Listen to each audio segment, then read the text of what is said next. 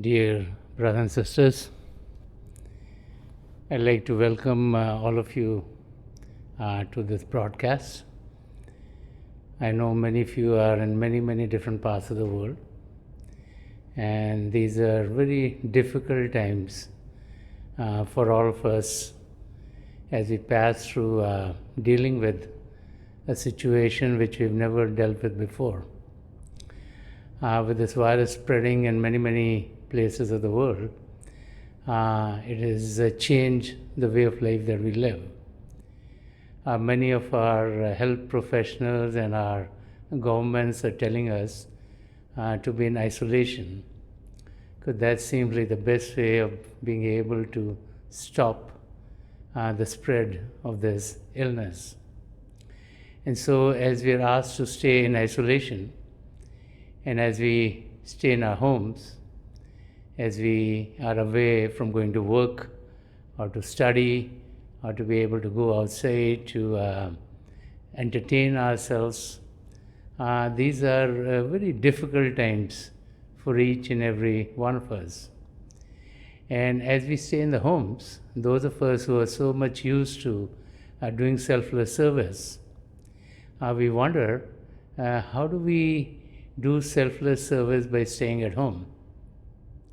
We who are used to helping others, either physically or mentally or financially, all of a sudden find ourselves in a situation where we are isolated, because this is the right thing to do at this time. And so we wonder, is there some way by which we can help someone else? And as we start to think about that, what is very important to recognize, that we all sitting in our own homes can definitely help others. It's how we look at our situation.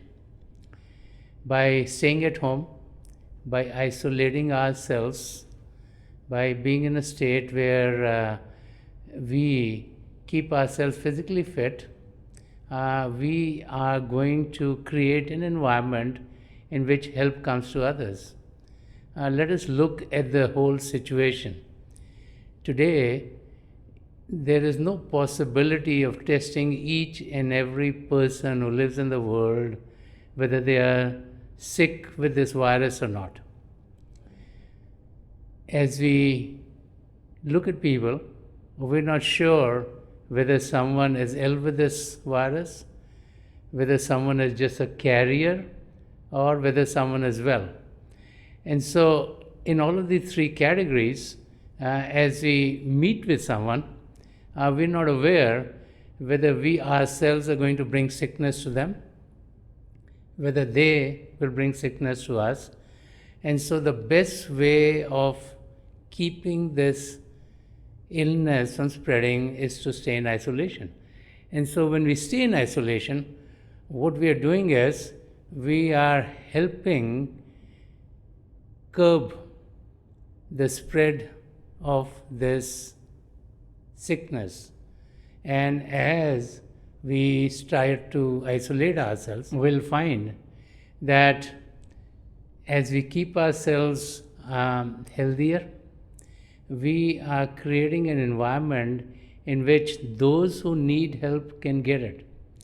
Today, there are many professionals in the health field, whether they are doctors or nurses or other health professionals who get us medicines, they are the pharmacies, who are working overtime. They're spending their time helping the people who've contacted this illness, and they are putting their lives at risk.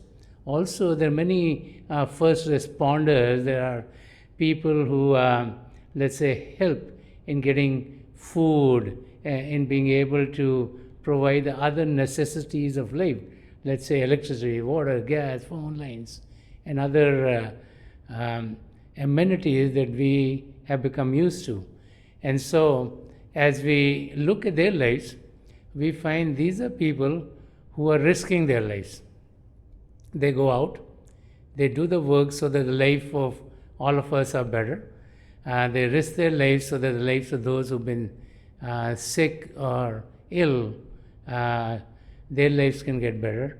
And many of these people who are outside to provide us the amenities, they're not aware of of those that when they meet someone, whether someone is ill or not. And so they are putting in an effort to help us.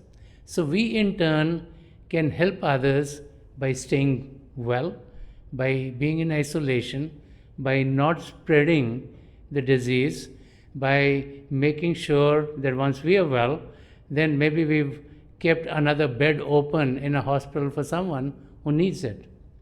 As we start to look at life from that point of view, we'll find that in this situation where we are in isolation, the best thing that we can do is to make sure that we stay healthy and that this virus is not being spread. Help to others is a part of life. As we look at our life and as we start to think of ourselves, we realize very quickly that this human body is being given its power by our soul. And that soul is a part of God, and that soul is full of the love and light of God, and that soul is one which is caring. And because it is our innate characteristic to be caring, and this is why to help is one of the characteristics which comes out from us. And this is why you find so many people in this life who help others, whether you help someone cross the street, whether you help a young kid learn things, whether you help in the hospital, whether you help in your communities. There are many, many ways by which people extend a helping hand so that the needs of others would be fulfilled. There's a very interesting example that I'd like to share with you.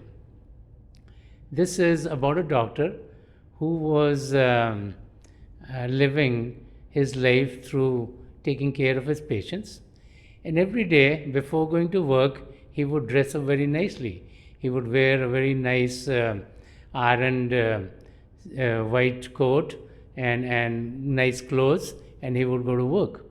And as he would work, he was very caring about his people. He would try to do the best for everyone that who came to him. And with time, many, many people started to come to him. The people who would work with him, let's say the nurses and the assistants, they realized that twice a year he would come dressed in a coat which was kind of torn and tattered, and twice a year he would just wear that coat, and all other days he would wear clothes which were very nicely ironed and it was very nice. So one of them one day asked him, "Why do you wear this kind of a coat twice a year?" So he said, "Let me tell you about an incident that happened to me when I was an intern." He says, I had finished my medical education and I was an intern, and I got a call from parents whose son was very sick, and they sent their young daughter to come take me to their place. So he said it was a very cold night and it was dark, and the young girl led me to the house. He said I went to the inner city and I went to an apartment.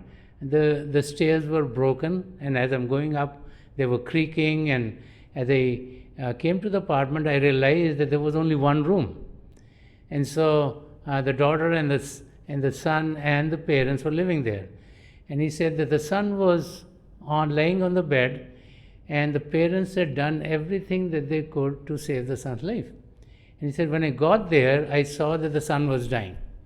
And he said, I tried, but the son passed away. And he said it was very cold. And he said, I was shivering. One, he said, I was shivering because it was cold. And second, I was shivering that I could not save the life of that young son. And he said, the father of the son took his coat off and he gave it to me. And he said, I really appreciate you coming here on this cold night, and I know that you did your very best to help my son, and I know you're very cold. Please take this because you'll have to go back in the cold to your own house. And so the doctor said, at first I wanted to give the coat back because I knew these were very poor people and maybe this was his only coat.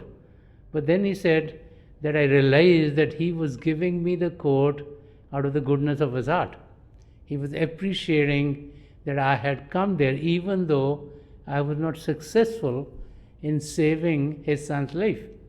So he said, on the death anniversary of that young boy, I wear this coat.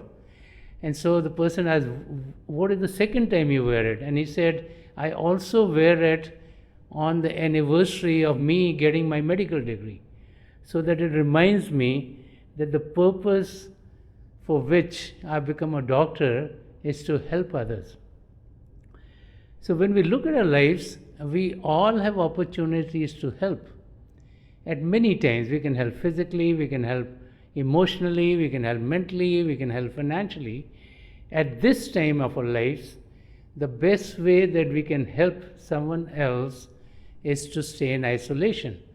When we stay in isolation, we're helping our families, we're helping our communities, we're helping our countries, we're also helping everyone in this whole world.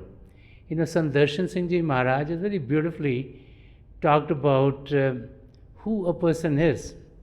He says, नाम है आदमी तो क्या, असल में रूह इश्क हूँ, सारी ज़मीं है मेरा घर, सारा जहाँ मेरा वतन. He says, what does it matter if I'm called a man? In reality, I am the soul of love. He said, this whole earth is my home and this whole universe is my country. So these are the times to not think that the only ones that we help are the members of our family or our friends or people that we know. These are times to realize that we are all children of one Father. This is the time to realize that we all are a part of an extended family.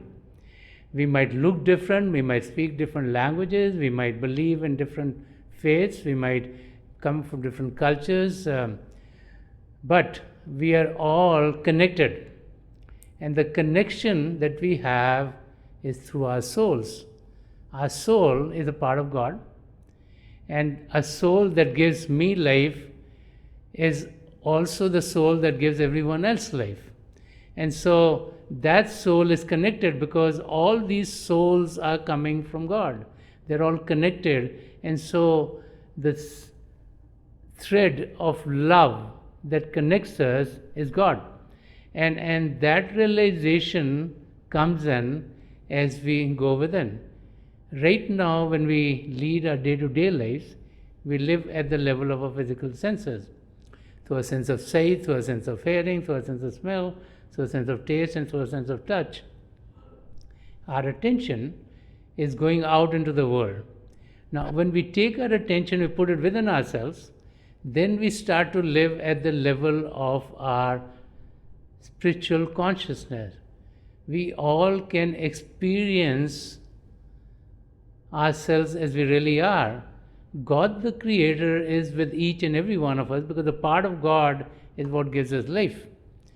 We all can meet God. Sant Darshan Singh Ji Maharaj has said very beautifully, he says, मिलेगा रूह को परवाज दे के देख जरा, करीब है उसे आवाज़ दे के देख जरा. He says, you will surely find God. Because God is within you, God is closer to you than anything else. All we have to do is to sincerely cry out to God.